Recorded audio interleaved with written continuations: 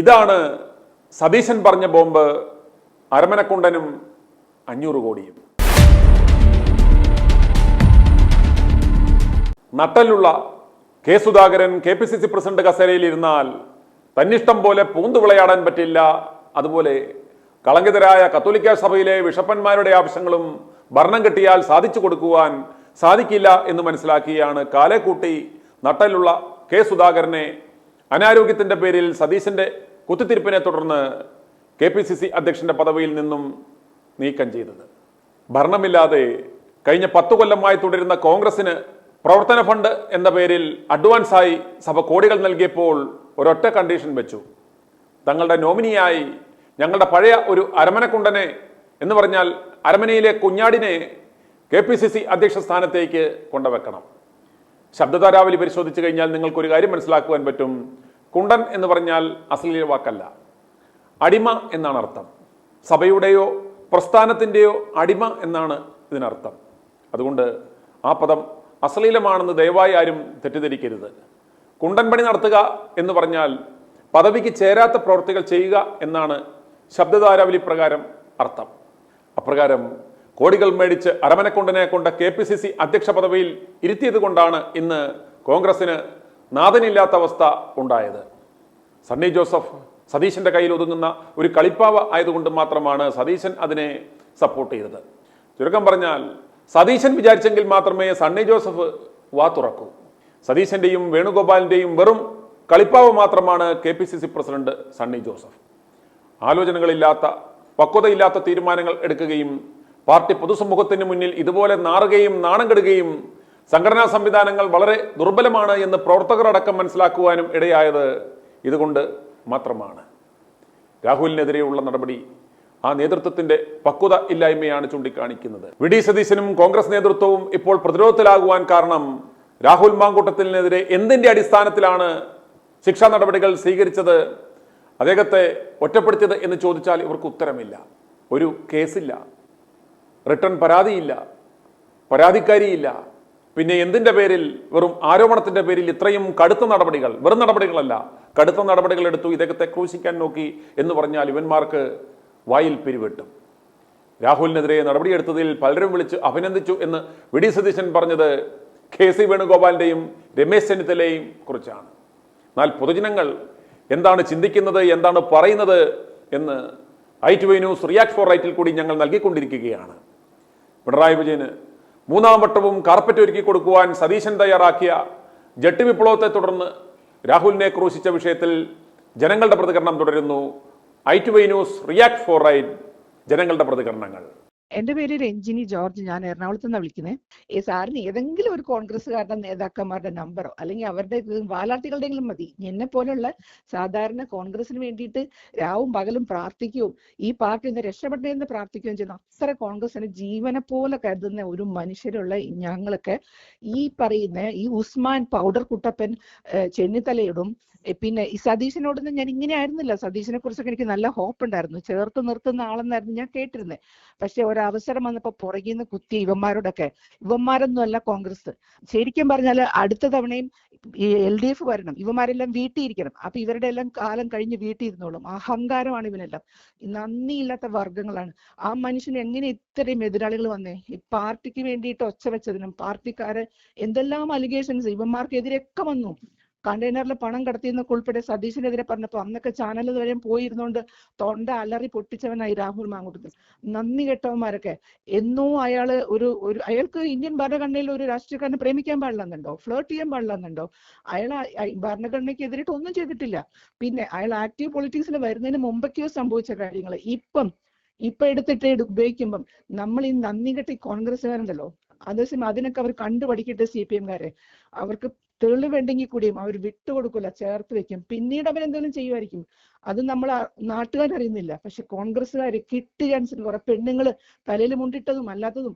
അയ്യോ, KC വേണുഗോപാലിന്റെ ഭാര്യയൊക്കെ ഉണ്ടോ നാട്ടില്? സരിതയുടെ കേസൊക്കെ വന്നപ്പോ ഒന്നും അവരെയൊന്നും കണ്ടില്ലല്ലോ നമ്മള്. അറിയാത്ത ഒരു പാവം ഭാര്യയാണ് വിളിച്ചു പറഞ്ഞത്. ഇന്നിതാ നാട്ടുകാർ വിളിച്ചു പറയുന്നുണ്ട്. അതാ പറയുന്നേ, ഇന്ന് വരെ സത്യം പറയാൻ KC വേണുഗോപാൽ എന്നുള്ളത് അയാളുടെ ഭാര്യനെ കുറിച്ച് നമ്മൾ കേട്ടിട്ട് കൂടിയില്ല. അവര് ഇത്രയും ആദ്യമായിട്ടാണ് ജീവിതത്തിൽ ആദ്യമായിട്ട് ഒരു ഭയാന്ന് അയ്യോ, ഇത്ര ഭയമുള്ളവരാണെങ്കിൽ ഡൽഹിയിൽ പോയി ഭർത്താവിന്റെ കൂടെ പോയി ജീവിക്കട്ടെ, കേരളത്തിലേക്ക് വരേണ്ട. രാഹുൽ അവരെ എന്തെങ്കിലും ചെയ്തിട്ടുണ്ടോ? നാണമുണ്ടോ പറയുന്ന വാക്കുകൾക്ക്? അറ്റ്ലീസ്റ്റ് ഒരു ഡോക്ടർ എന്നൊരു ഇത് കണ്ടു അവർക്ക്. അവര് ഒരു എഡ്യൂക്കേറ്റഡ് ആണെങ്കിൽ ഇത്രയും മോശം വാക്കൊരാളെ കുറിച്ച് പറയുന്നില്ല. ഭയപ്പെട്ടാ ജീവിക്കുന്നെന്ന്. അയാളെന്താ റിപ്പറാണോ? രാത്രിയിൽ ഇങ്ങനെ ഇറങ്ങി നടക്കുന്നവനാണോ? പിന്നെ ഇവർക്ക് ഇത്ര പേടിയാണെങ്കിൽ അവര് പിണറായി വിജയന്റെ കംപ്ലൈന്റ് കൊടുക്കട്ടെ. സർ, എന്റെ ബൈറ്റ് കേൾപ്പിക്കണമെന്ന് എനിക്ക് ഇതില്ല. പക്ഷെ എനിക്ക് പറയാനുള്ളതെന്ന് വെച്ചാൽ, സാറിന് ആരെങ്കിലും ഈ കോൺഗ്രസ് നേതാക്കന്മാരുടെ ആരുടെയെങ്കിലും, ഞാനൊരു സാധാരണക്കാരിയാണ്. എനിക്ക് ഒരു സോഷ്യൽ മീഡിയ പ്ലാറ്റ്ഫോമിൽ ഒരു അക്കൗണ്ട് പോലില്ലാത്ത, FB-യിലോ ഇൻസ്റ്റയിലോ ഒന്നും. ഞാൻ ഒരു വീട്ടമ്മയാണ്. അതുകൊണ്ട് എനിക്ക് ഇത് വന്ന് പറയാൻ ഒരു മീഡിയ ഇല്ല. അതുകൊണ്ട് സാർ, എനിക്ക് ഇവരുടെ ആരുടെയെങ്കിലും ഒരാളുടെ നമ്പർ തരാമെങ്കിൽ ഒരെണ്ണത്തിനെ വിളിച്ചിട്ട് 2 ചീത്ത പറഞ്ഞു. ഇത് എന്താ പറഞ്ഞു, ഇത് സാധാരണക്കാരുടെ ശബ്ദം മുഴങ്ങുന്ന ഒരു ചാനല. ഇവിടുത്തെ രാഷ്ട്രീയ നിരീക്ഷകന്മാരുടെയോ ഇവരുടെ ഇത് സ്ഥിരം അടുപ്പുകൂട്ടി ചർച്ചക്കാരുടെയോ ശബ്ദം മുഴങ്ങുന്ന ഒരു ചാനലല്ല. ഇതുപോലുള്ള സാധാരണക്കാരായ വീട്ടമ്മമാരുടെയും സാധാരണ ജനങ്ങളുടെ ശബ്ദം മുഴങ്ങുന്ന ഒരു ചാനലാണ്. തീർച്ചയായിട്ടും ഇതിന്റെ പ്രസക്ത ഭാഗങ്ങൾ ജനങ്ങൾ കേൾക്കും. ഈ നാണം കെട്ട നേതാക്കന്മാരുടെ ചെവിയിലും എത്തും. ഇവരോടൊക്കെ പറയാനുള്ളത്, ഇവരൊന്നും അല്ല പാർട്ടി. ഞങ്ങള് സാധാരണ പെണ്ണുങ്ങൾ, ഇവർ പറയുന്നല്ലോ സ്ത്രീകൾക്ക് പേടിയാന്ന്. ഏത് സ്ത്രീക്കാ പേടി? ഏത് സ്ത്രീക്കാ പേടിയെന്ന് അവർ പറയുന്നത്? നേതാക്കന്മാരുടെ ഭാര്യമാർക്ക് പേടിയാണോ? ആരെയാ പേടിക്കുന്നത്? അപ്പൊ അവർക്ക് നട്ടലില്ലേ സ്വന്തം ഭാര്യനെ സംരക്ഷിക്കാനുള്ള? രാഹുൽ മാങ്കൂട്ടത്തിനെ പേടിച്ച കേരളത്തിലുള്ള മനുഷ്യരൊക്കെ ജീവിക്കുന്നതെന്ന് വേണുഗോപാലിന്റെ വൈഫ് പറയുന്നു. അവരേത് നാട്ടിലാണ് ജീവിക്കുന്നത്?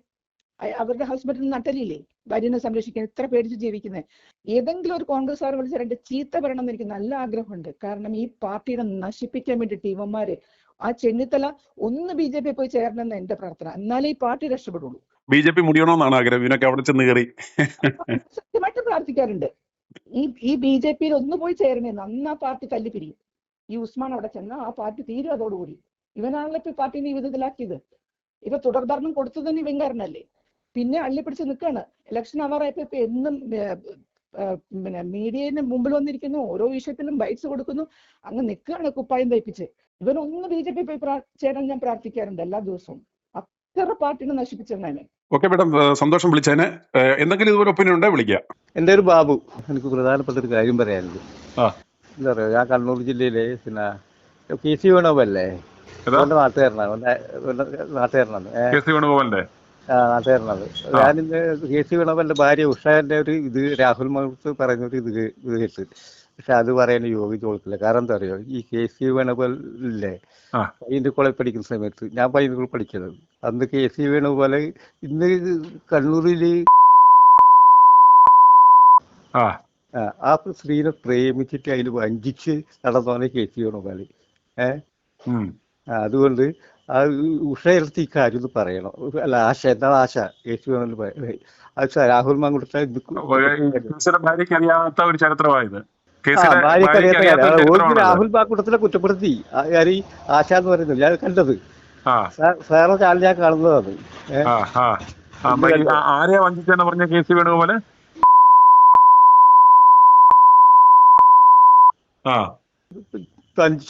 വെങ്ങര, കണ്ണൂർ ജില്ലയില് മാടായി പഞ്ചായത്ത് വെങ്ങരയിലാണ് വീട്. വെങ്ങരയില് എനിക്കറിയാം, ചെമ്പലിക്കുണ്ട് എന്ന് പറയും. ചെമ്പലിക്കുണ്ട് വെങ്ങര. അവരെത്ര വർഷം പ്രണയിച്ച?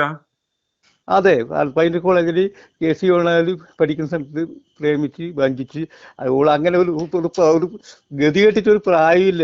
വിളക്കണി 10-20 വയസ്സ് പിന്നെ കൂടുതലൊരു കല്യാണം കഴിച്ച് അയാൾ മരിച്ചുപോയി. പക്ഷെ ഇന്ന് ഉണ്ട് കണ്ണൂർ ജില്ലയില്.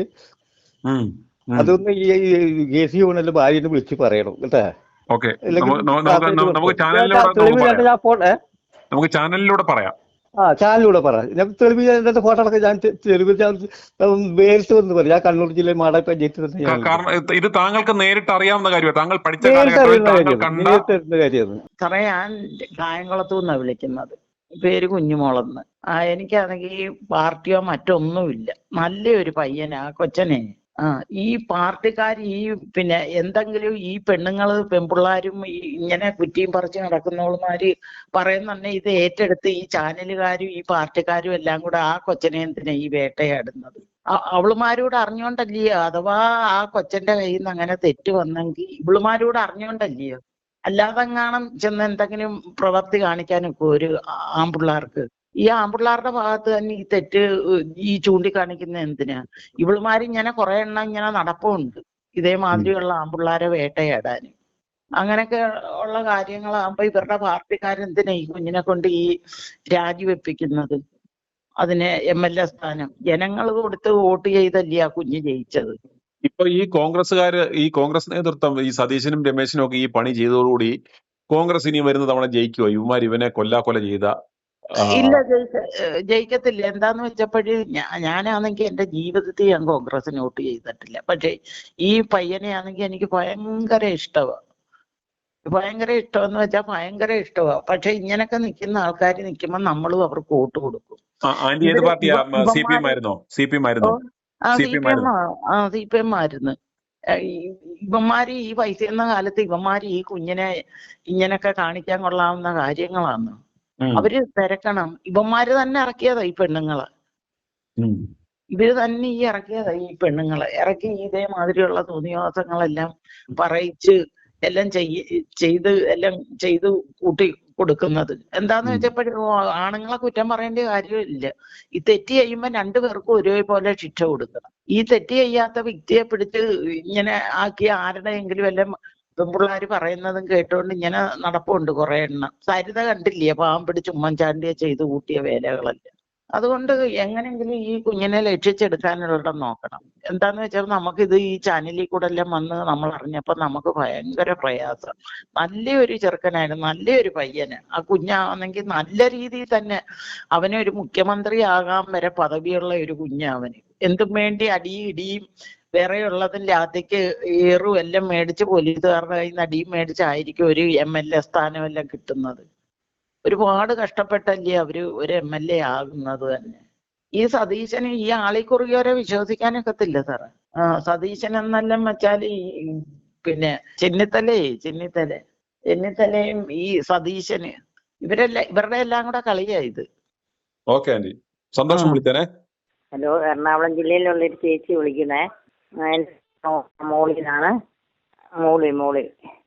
അതെ, ഞാൻ സതീശനെ കേക്ക് മുറിക്കുന്നില്ലേ, അവന്റെ മകനാണ് ഈ മാങ്കുട്ടത്തിനെ പോലെ സംഭവം ഉണ്ടാവുകയാണെങ്കിൽ അവൻ ആ പെണ്ണിന്റെ കൂടെ ഒന്ന് കേക്ക് മുറിക്കോ?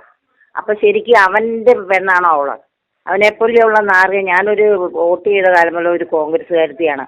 അവനെപ്പോലെയുള്ള നാറിനെയൊക്കെ ഉണ്ടല്ലോ, ശരിക്കും ഇനി കോൺഗ്രസ്സുകാരെന്ന് പറഞ്ഞാൽ എൻ്റെ വീട്ടിലോ എൻ്റെ കുടുംബത്തിൽ കയറി അവരെ ഞാൻ ആട്ടി വിടും. ശരിക്കും പറഞ്ഞാൽ കോൺഗ്രസ്സുകാർ തന്നെയാണ് മാങ്കുട്ടത്തിനെ ചതിച്ചത്. കാരണം ഞാനിത് സാറിന്റെ വാർത്ത ഇങ്ങനെ ഇത് കണ്ടുകൊണ്ടിരിക്കും, പലരും പറയുന്ന ഇത് കണ്ടിട്ട് ആ നമ്പർ നോക്കി എടുത്തിട്ടേ വിളിക്കുന്ന.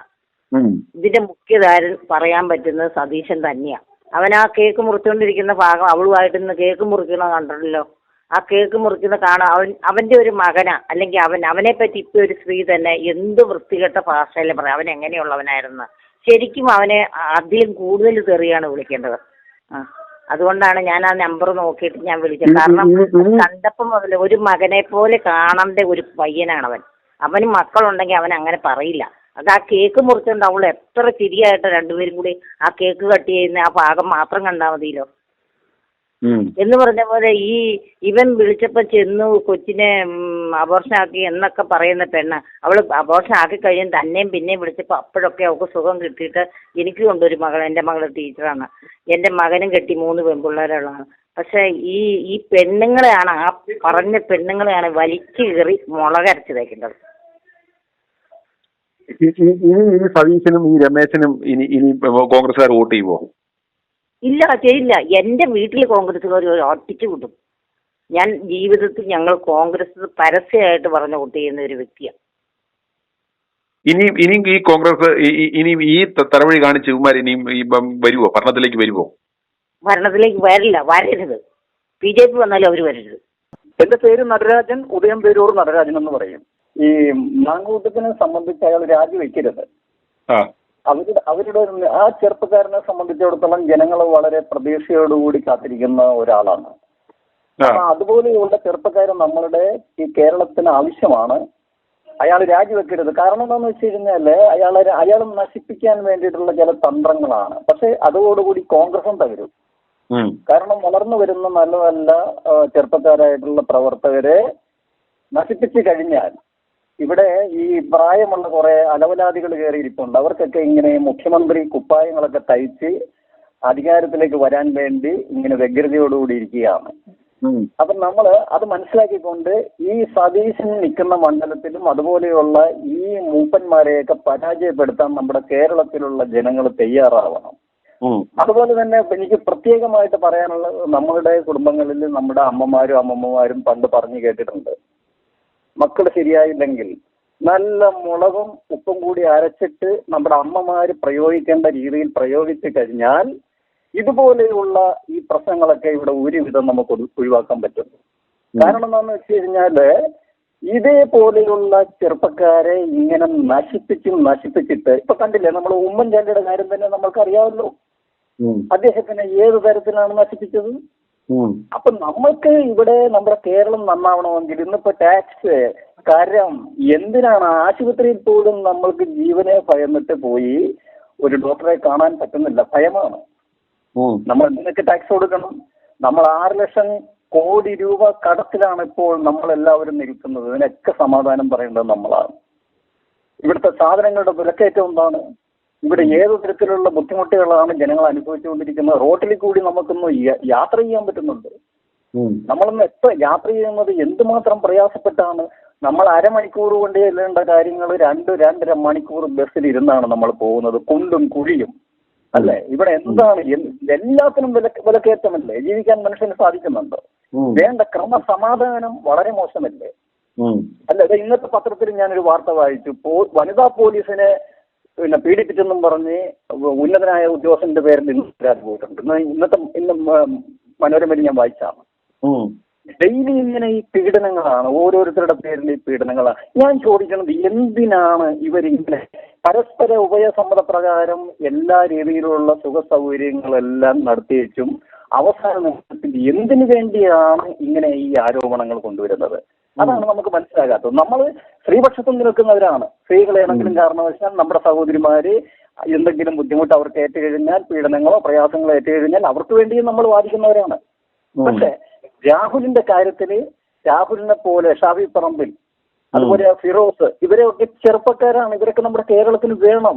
ഇവിടെ ചെന്നിത്തലയും സതീശനും ഒന്നും അല്ല ഇവിടെ വേണ്ടത്. അവരൊക്കെ എന്ന് പറഞ്ഞു കഴിഞ്ഞിട്ടുണ്ടെങ്കിൽ വേറൊരു മുഖമാണ് അവർക്കുള്ളത്. നമ്മൾ ജനങ്ങൾ കണ്ടുകൊണ്ടിരിക്കുകയല്ലേ, ഇവരുടെയൊക്കെ മുഖങ്ങൾ നമ്മൾ കണ്ടുകൊണ്ടിരിക്കുകയല്ലേ. ഈ സതീശൻ ഇനി മുഖ്യമന്ത്രിയായിട്ട് വരുവോ? വരില്ല. അഥവാ വന്നാൽ തന്നെ ഇയാൾ എന്തായിരിക്കും? ഇന്ന് കേരളം അനുഭവിച്ചുകൊണ്ടിരിക്കുന്നതിനെക്കാട്ടും വളരെ ഗുരുതരമായിരിക്കും സതീശൻ മുഖ്യമന്ത്രിയായിട്ട് വന്നാൽ.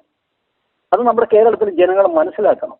എന്നിട്ട് ഈ രാഹുൽ മാങ്കൂട്ടത്തിനെ പോലെയുള്ള ചെറുപ്പക്കാരെ വിജയിപ്പിക്കണം. ഇയാൾ ഇനി രാജിവെപ്പിച്ചാൽ, പാർട്ടി രാജിവെപ്പിച്ചാൽ ഇയാൾ സ്വതന്ത്രനായിട്ട് മത്സരിക്കണം. ജനങ്ങളുണ്ട് ഇയാളുടെ കൂടെ ഇല്ലേ. ഇയാൾ ഒരിക്കലും വിഷമിക്കേണ്ട കാര്യമില്ല. ഇത് ഞാൻ വേറൊരു കാര്യം കൂടി പറയാം. ഇത് വേറൊരു ചാനലും ഇത്തരം വാർത്ത കൊടുക്കുന്നില്ല. ഇപ്പൊ താങ്കളും താങ്കളുടെ ചാനലും മാത്രമാണ് ഇപ്പൊ ഇങ്ങനത്തെ ഒരു വാർത്ത കൊടുക്കുന്നത്. ഈ കാണാൻ സുന്ദരിയായ പെങ്ങളെ കല്യാണം ആലോചിക്കാൻ വരുന്ന ചെറുക്കൻ ചായയും കുടി കഴിഞ്ഞ് പോയിട്ട് പിന്നെ തിരിച്ചു വരുമ്പോൾ, കെട്ടാൻ നേരത്ത് വരുമ്പോൾ കുഞ്ഞമ്മേനെ കാണിച്ചു കൊടുത്ത് കെട്ടിക്കുന്ന പരിപാടിയാണ് മറ്റ് പല ചാനലുകാരും ഇപ്പോൾ നടത്തിക്കൊണ്ടിരിക്കുന്നത്. അതുകൊണ്ട് താങ്കൾ ഇപ്പോൾ ഈ ചെയ്തുകൊണ്ടിരിക്കുന്ന സുതാര്യമായ സത്യസന്ധമായ ഈ പ്രവർത്തനം താങ്കൾ നിർത്തരുത്. പലതരത്തിലുള്ള പ്രശ്നങ്ങളും പ്രയാസങ്ങളും താങ്കൾക്കും വരും. പക്ഷെ അതിനെയൊക്കെ അതിജീവിക്കാൻ ലക്ഷക്കണക്കിന് ജനങ്ങളുടെ പ്രാർത്ഥന താങ്കൾക്കും താങ്കളുടെ ചാനലിനും ഉണ്ട്. അതുപോലെ തന്നെ പ്രിയപ്പെട്ട രാഹുൽ മാങ്കൂട്ടത്തിലെ, നിങ്ങൾ ഒന്നുകൊണ്ടും ഭയക്കേണ്ട. ഇവിടെ സത്യവും നീതിയും ധർമ്മവുമുള്ള ഒരു ഭാരതമാണ് നമ്മുടേത്. നിങ്ങളുടെ കൂടെ ദൈവമുണ്ട്, ജനങ്ങളുണ്ട്. അപ്പൊ ഇതൊക്കെ മറക്കുക, ഇതൊക്കെ കളയുക, ഉഷാറായിട്ട് പ്രവർത്തിക്കുക. ഞങ്ങളുടെയൊക്കെ ശക്തി നിങ്ങൾക്കുമുണ്ട്. ഈ ചാനൽ സംപ്രേഷണം ചെയ്ത താങ്കൾക്കുമുണ്ട്, താങ്കളുടെ ചാനലിലും ഉണ്ട്. അതുകൊണ്ട് ഒരു കാരണവശാലും രാജിവെക്കരുത് എന്ന് തന്നെയാണ്. അഥവാ ഇവര് പാർട്ടിക്കാർ രാജിവെപ്പിച്ചാൽ താങ്കൾ സ്വതന്ത്രനായിട്ട് മത്സരിക്കണം, താങ്കൾ ജയിക്കും, ഉറപ്പാണ് എന്ന് പറഞ്ഞുകൊണ്ട് ഞാൻ എൻ്റെ വാക്ക് നിർത്തുകയാണ്. എന്റെ പേര് കുര്യാക്കോസ്, ഒറ്റപ്പാലം, പാലക്കാട് ജില്ല തന്നെയാ.